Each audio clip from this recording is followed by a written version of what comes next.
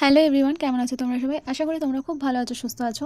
অনেক দিন তোমাদের সাথে ব্লগ আপলোড দেওয়া হয়নি, আর আমার বিয়ের তো অনেক কিছুই তোমাদের সাথে শেয়ার করার আছে, আর সেগুলো শেয়ার করা হয়নি। তো আমি তোমাদের সাথে একদম প্রথমে আপলোড করেছিলাম আমার বিয়ের পাকা দেখার ভিডিও, আর পার্টিপত্রের ভিডিও, আর প্রি ওয়েডিংয়ের একটা ভিডিও শেয়ার করেছিলাম। কিন্তু বিয়ের এখনও অনেক কিছু আছে যেগুলো তোমাদের সাথে আমি শেয়ার করব। তো আজকে আমি তোমাদের সাথে শেয়ার করব আমার বিয়ের প্রথম কেনাকাটা, এবং প্রথম কেনাকাটা শুরু করার আগে আমরা কি কি করেছিলাম, তো সেইগুলো আজকে আমি তোমাদের সাথে শেয়ার করব। তো আমার বিয়ে তো ঠিক হয়ে গেছিলো প্রায় 1 বছর আগে, আমাদের ডেট ফিক্সড হয়ে গেছিলো।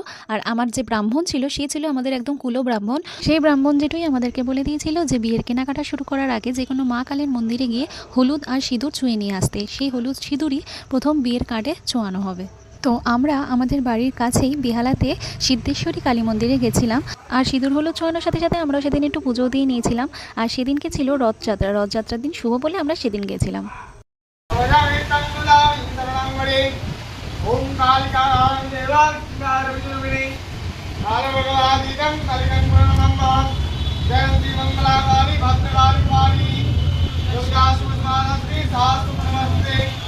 তো পুজো দেওয়ার পরে চলে গেছিলাম বিয়ের কেনাকাটি করতে। তো প্রথমে গেছিলাম গামছা কিনতে, অনেকগুলো গামছা বলেছিল কিনতে, তো প্রথমে গামছা কিনেছি। তারপর গেছিলাম বেহালাতেই আদি ঢাকেশ্বরীতে, সেখানে গেছিলাম আমাদের অনেকগুলো প্রণামী কেনার ছিল। তো সেখানে গেছিলাম এই শাড়ি কেনার জন্য। তো এখানে আমরা যে সেকশনটা এসেছি সেটা হচ্ছে সব জামদানি। তো আমরা এখানে জামদানি দেখছিলাম সব প্রণামীর মধ্যে, আর কিছু হ্যান্ডলুমও দেখেছিলাম। এগুলো ছিল সফট জামদানি। তো জামদানিগুলো খুবই সুন্দর ছিল। তো যারা মোটামুটি একটু বয়স্ক তাদের জন্য বেশিরভাগটাই জামদানি নেওয়া হয়েছিল, আর যারা একটু ইয়ং ছিল তাদের অনেকের জন্য আমরা হ্যান্ডলুম নিয়েছিলাম। তো তারপর চলে গেছিলাম ইন্ডিয়ান সিল্ক হাউসে। তো এখানে এসেছিলাম আমার কিছু শাড়ি কেনার জন্য। ইন্ডিয়ান সিল্ক হাউসে কিন্তু সিল্কের শাড়িগুলো খুব সুন্দর।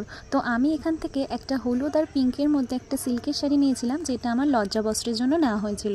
কেনাকাটি করতে গেছিলাম আমি, মা আর তনুদি আর মাসি, আর পরে আমার ননদ আর শাশুড়ি তারা পরে জয়েন করেছে, তারাও পুজো দিয়ে তারপরে আমাদের সাথে এসেছিল। তো প্রথম দিনের মতো কেনাকাটি আমাদের হয়ে গেছিলো, যা যা শাড়ি নেওয়া ছিল নেওয়া হয়ে গেছিলো। তারপর গেছিলাম একটু বাচ্চাদের জন্য কয়েকটা জিনিস কিনতে। সব একদিনে কেনাকাটি কখনোই করা সম্ভব নয়। তো আজকের মতো আমরা কেনাকাটি এখানেই শেষ করেছিলাম।